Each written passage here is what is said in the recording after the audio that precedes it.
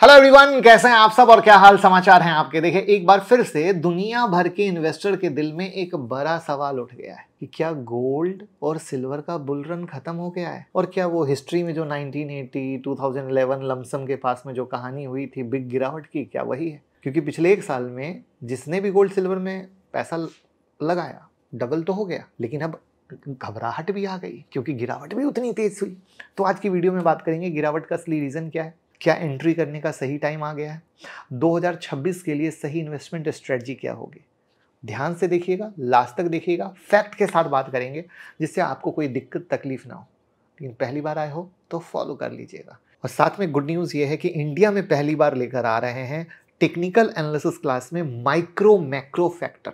जो ट्रेडिंग आप लोग करते हो ना, इंट्राडे, स्विंग, पोजिशनल, यहां पर आप लोग बिना माइक्रो मैक्रो फैक्टर को जाने ट्रेड करते हो और इसीलिए गलत होते हो। तो इंडिया में पहली बार क्लास ऐसी जो 10 तारीख से शुरू हो रही है, जिसमें स्मार्ट मनी कॉन्सेप्ट तो सिखाएंगे ही, बट माइक्रो मैक्रो फैक्टर को सिखाएंगे जिससे स्विंग और पोजिशनल का ट्रेड बहुत खूबसूरती से ले सको और ट्रेंड को पकड़ सको। 9708094321 पे कॉल कीजिए, पूरी डिटेल समझिए, बहुत मजा आने वाला है। तो देखिए, 2025 का साल बुलियंस के लिए हिस्टोरिक रहा। गोल्ड 75,000 से 1,20,000, 25,000, 30,000 हर जगह के भाव के हिसाब से गया 10 ग्राम वाला। सिल्वर 60,000 से 1,40,000, 50,000 तक गई, कहीं कहीं कहीं 1,70,000 में भी बिकी, मतलब 50% 60% का रिटर्न। लेकिन दीपावली के बाद से ट्रेंड पलट गया, गोल्ड 9%, सिल्वर 15% तक गिर गई। एक करेक्शन फेज, क्रैश नहीं, करेक्शन क्रैश नहीं। वीडियो के लास्ट में हम चार्ट भी दिखाने वाले हैं, तो परेशान मत होइएगा कि गोल्ड सिल्वर का लेवल कहाँ पे है सपोर्ट वाला। अब ग्लोबल फैक्टर की बात करते हैं कि क्यों गिरा। तो सबसे बड़ा रीजन है US China peace mood type आ गया। ट्रंप और जिनपिंग के बीच टॉक का पॉजिटिव सिग्नल आया, बट मेरी नज़र में पॉजिटिव नहीं है, वो शॉर्ट टर्म है, बट मीडिया के हाइप के अनुसार पॉजिटिव है, जिससे गोल्ड अनसर्टेनिटी थोड़ी कम हुई। तो याद रखिए, गोल्ड तब चढ़ता है जब दुनिया डरते हुए हो, और जब डर का माहौल कम होता है तो गोल्ड गिरता है। दूसरा फैक्टर, चाइना ने गोल्ड पर वेट एग्जम्पशन किया, 13% से घटाकर 6% कर दिया। मतलब इससे क्या हुआ, चाइना में गोल्ड अब महंगा हो गया, तो रिटेलर डिमांड वहां गिर गई। और जब दुनिया का सबसे बिग बायर लोग अगर बाय ना करे तो डिमांड स्लो हो जाती है, तो नेचुरली प्राइस में प्रेशर आ जाता है। और सोशल मीडिया का टाइम है, ऐसे ही मीडिया में हाइप पे न्यूज फैलती है तो लोग डर के मारे और बेच देते हैं। तीसरा है, यूएस डॉलर स्ट्रांग हुआ, डॉलर इंडेक्स 100 के ऊपर गया, और जब डॉलर मजबूत होता है तो गोल्ड जनरली वीक हो जाता है। बराबर। अब हम आरबीआई और सेंट्रल बैंक की कहानी को समझते हैं। लेकिन इसका कहानी क्या है, आरबीआई के पास अब तक 880 टन गोल्ड रिजर्व है, और सिर्फ पिछले क्वार्टर में उन्होंने 200 टन ऐड किया है। क्योंकि दुनिया भर की सेंट्रल बैंक जानती है कि डॉलर फेल हो सकता है, पर गोल्ड कभी फेल नहीं हो सकता, यानी कभी जीरो नहीं हो सकता। यूबीएस बैंक के हिसाब से 2025 के अंत तक सेंट्रल बैंक की बाइंग 950 टन तक पहुंच सकती है, यानी लॉन्ग टर्म व्यू सही है। अब यहां पर एक इंटरेस्टिंग रिपोर्ट आई एसबीआई की, ठीक है, एक रिपोर्ट जारी की, coming of a turbulent age, the great global gold rush. इस रिपोर्ट में भारत सरकार के लिए एक सुझाव दिया गया कि इंडिया को जरूरत है नेशनल गोल्ड पॉलिसी की। ये बड़ा इंटरेस्टिंग है, सुनिएगा।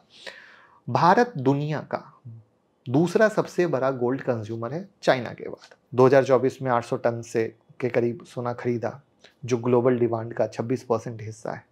लेकिन उसमें से 86% गोल्ड हमने इंपोर्ट किया। मतलब हमारी गोल्ड लव स्टोरी ने हमारे करंट अकाउंट डिफिसिट पर दबाव डाला, क्योंकि जब गोल्ड इंपोर्ट करते हैं तो हमें डॉलर देना पड़ता है, इससे रुपया कमजोर होता है। तो एसबीआई ने साफ कहा, हर बार जब गोल्ड महंगा होता है तो रुपया गिरता है, क्योंकि दोनों में -0.73 का कोरिलेशन है। एग्जाम्पल के लिए, जब गोल्ड 2025 में 1,20,000 गया तो रुपया का वैल्यू 85 रुपये तक गिर गया, यानी इंपोर्टेड गोल्ड ने इकोनॉमी पर प्रेशर डाला। तो एसबीआई का सुझाव है, एसबीआई ने सरकार को कहा है कि अब वक्त है ये तय करने का कि गोल्ड आखिर है क्या, कमोडिटी या करेंसी, और उसके आधार पर एक long term national gold policy बनाई जाए, जिसमें कुछ पॉइंट डाले जाएं। पहला, गोल्ड बेस्ड पेंशन स्कीम, ताकि लोग फिजिकल गोल्ड के बजाय रेगुलेटेड प्रोडक्ट लें। दूसरा, लोकल गोल्ड माइनिंग और रिफाइनिंग, ताकि इंपोर्ट की डिपेंडेंसी कम हो तो हमारा रुपया मजबूत रहे। तीसरा, रीसाइक्लिंग सिस्टम, पुराने गोल्ड को वापस सर्कुलर इकोनॉमी में लाया जाए।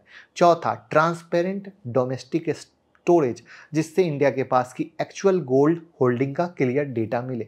पांचवा, पॉलिसी की क्लैरिटी, कि गोल्ड को मॉनेटरी एसेट की तरह ट्रीट किया जाए जैसे कि चाइना कर रहा है। यहाँ पर हम चाइना से कंपैरिजन कर देते हैं तो चाइना ने गोल्ड को अपनी स्ट्रेटजिक रिजर्व पॉलिसी में शामिल किया है। वो अपने करंट रिजर्व, ग्लोबल ट्रेड और डिफेंस बैकिंग के लिए गोल्ड को यूज करते हैं, जबकि भारत अभी भी गोल्ड को ज्वेलरी और इमोशन के नजरिए से देखता है। तो एसबीआई कहता है कि अगर इंडिया ने गोल्ड को एक फाइनेंशियल एसेट की तरह ट्रीट किया तो हम ग्लोबल गोल्ड इकोसिस्टम में पॉलिसी लीडर बन सकते हैं, ना कि सिर्फ ज्वेलरी मार्केट के कंज्यूमर। वैसे आपको क्या लगता है, एसबीआई ने सही कहा या गलत? मुझे लगता है बहुत सही मार्केबल बात की है। अब हम सिल्वर की बात कर लेते हैं। तो सिल्वर ने गोल्ड से ज़्यादा सरप्राइज दिया, क्योंकि ईवी, सोलर पैनल में सिल्वर की इंडस्ट्रियल डिमांड तेजी से बढ़ी है। और ये पहली बार है जब सिल्वर सिर्फ ऑर्नामेंट यानी वो पहनने वाला ज्वेलरी नहीं रहा, टेक्नोलॉजी मेटल बन गया। तो शॉर्ट टर्म में सिल्वर पर वोलेटिलिटी जरूर है, लेकिन लॉन्ग टर्म में इंडस्ट्रियल डिमांड के कारण चीज़ अच्छी है। तो सिल्वर अब गरीब आदमी का सोना नहीं रहा, बल्कि नेक्स्ट डिकेड का ग्रोथ मेटल बन चुका है। तो इस तरीके से हमने इंटरनेशनल लेवल पे, आरबीआई के लेवल पे, गोल्ड के लेवल पे, यूबीएस ने क्या कहा उसके लेवल पे, सिल्वर के लेवल पर सारी बात कवर कर ली। तो अब सवाल ये उठता है कि अब क्या करें, एंट्री ले या वेट करें? तो अगर आप इन्वेस्टर हो तो पोर्टफोलियो डाइवर्सिफिकेशन ही स्मार्ट मूव है। मतलब crypto, stock, FD, land, metal सब मिक्स रखो। एक्सपर्ट के हिसाब से 10% तक का एलोकेशन गोल्ड में रखो, 5% तक का सिल्वर में रखो, 5% क्रिप्टो में रखो। और आप हमारे साथ अकाउंट ओपन कर सकते हो क्रिप्टो में, प्राइवेट टेलीग्राम में ऐड कर देंगे और लाइव ट्रेडिंग में ऐड कर देंगे और सिखाएंगे भी। लिंक डिस्क्रिप्शन में भी और कमेंट में भी पिन है। तो जब इन्वेस्टमेंट की बात आती है तो लोग क्या करते हैं, गलती से तुरंत ज्वेलरी खरीद लेते हैं। गलती मत करें, ज्वेलरी में मेकिंग चार्ज, जीएसटी, न जाने क्या क्या बर्बाद हो जाते हैं, यानी आपका रियल वैल्यू खत्म, मतलब रियल रिटर्न खत्म ये कह दें। अगर आपको इन्वेस्टमेंट करना है म्यूचुअल फंड या ईटीएफ के जरिए करिए। डिजिटल गोल्ड में कभी मत कीजिएगा, डिजिटल गोल्ड स्कैम है, मैं उस पर वीडियो बना चुका हूँ और हर बार बात करता हूँ। म्यूचुअल फंड में आप हमारे साथ इन्वेस्ट कर सकते हैं, गूगल फॉर्म डिस्क्रिप्शन में है, भर दीजिए, हमारी टीम करेगी और पूरे फाइनेंशियल प्लानिंग के साथ आपको इन्वेस्टमेंट बताएगी। क्योंकि बहुत सारे लोग म्यूचुअल फंड में इन्वेस्ट करते हैं बट उनका गोल कभी कंप्लीट नहीं होता है। अब बात करते हैं 2026 की। यूबीएस और वर्ल्ड गोल्ड काउंसिल दोनों का एस्टिमेट है गोल्ड 2026 तक $4200 ऑन्स तक जा सकता है, और एक्सट्रीम टेंशन सिनारियो में $4700 तक भी पॉसिबल है। सिल्वर 1,70,000 तक जा सकती है अगर ईवी और सोलर डिमांड इसी पेस में रही। शॉर्ट टर्म में पैनिक है, लेकिन लॉन्ग टर्म में दोनों मेटल अब भी सेफ और रिवॉर्डिंग कंडीशन में। तो दोस्तों, गोल्ड और सिल्वर दोनों एक सिंपल फिलॉसफी फॉलो करते हैं, जब दुनिया डरे तो ये चमकेंगे। अभी दुनिया एक ट्रांजिशन फेज में है, जियोपॉलिटिकल टेंशन थोड़ी सी कम होती हुई लग रही है, पर इकोनॉमी अनसर्टेनिटी अभी भी ज़्यादा ही है। तो समझदारी ये है कि रैली का पीछा मत करिए, डिप पर स्मार्ट बाइंग करिए, डाइवर्सिफाइड रखिए, एसआईपी मोड रखिए, पेशेंस रखिए, विजन 5 से 7 साल का रखिए, तब आएगा मजा। अब चार्ट देखते हैं। गोल्ड में मुझे लगता है कि अभी लोगों को तरपाने और तरसाने के लिए $3800 का मेजर सपोर्ट है और ऊपर में 4200 का रेसिस्टेंस है, जिसके बीच में डांस कर करके लोगों की पोजीशन को पी जाएगा। बट ये वो मौका है जहां पर जिसने भी पेशेंस करके धीरे धीरे धीरे धीरे, क्योंकि 1 साल रैली चली है ना, तो सांस लेगा ना। कोई इंसान दौड़ता हुआ गया है तो कब तक दौड़ेगा, हाँफ जाएगा ना। तो मार्केट भी हाँफ गया है और वो एनर्जी ले रहा है और फिर वो धीरे से चलेगा, ये मुझे गोल्ड में लगता है। अगर हम सिल्वर में बात करें तो $44 का मेजर सपोर्ट लगता है, और वहीं पर रेसिस्टेंस में बात करें तो रेसिस्टेंस मुझे $51 का लगता है, और उसी के बीच में डांस करके लोगों के पोजीशन को खराब करेगा, क्योंकि लोग डर जाते हैं, तकलीफ में आ जाते हैं, लेकिन उसके बाद सही करेगा। तो ये थी मेरी पूरी 360 डिग्री एनालिसिस गोल्ड के बारे में। आपको कैसी लगी कमेंट में बताइएगा और वीडियो को शेयर करके प्यार मोहब्बत दीजिए। Thank you. डाउनलोड अगर करते हैं मुकुल अग्रवाल एंड्रॉयड और iOS पर तो 25 वीडियो की फ्री प्लेलिस्ट आपको मिलती है, जहां पर से आप इंट्राडे स्विंग पोजिशनल सीख सकते हैं।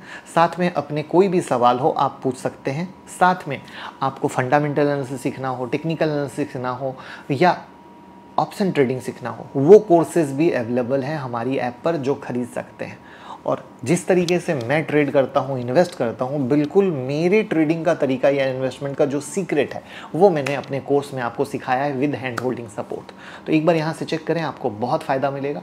और अगर आपको लगता है कि ये चीज़ महंगा है तो आप हमारा यूट्यूब मेंबरशिप ज़रूर ज्वाइन करें। वहाँ हर वीक एक वीडियो आती है, लाइव मार्केट अपडेट आते हैं जो आपके सोचने के नज़रिए को, ट्रेड करने के नज़रिए को, इन्वेस्ट करने के नज़रिए को बदल देंगे। सालों से बहुत सारे लोग जुड़े हैं जो उसका बेहतरीन फ़ायदा ले रहे हैं। साथ में डीमेट अकाउंट ओपन करके तो सपोर्ट करिए ही करिए। और आप कोई भी न्यूज़ चाहते हैं तो टेलीग्राम का लिंक डिस्क्रिप्शन में है, टेलीग्राम से ज़रूर जुड़ें।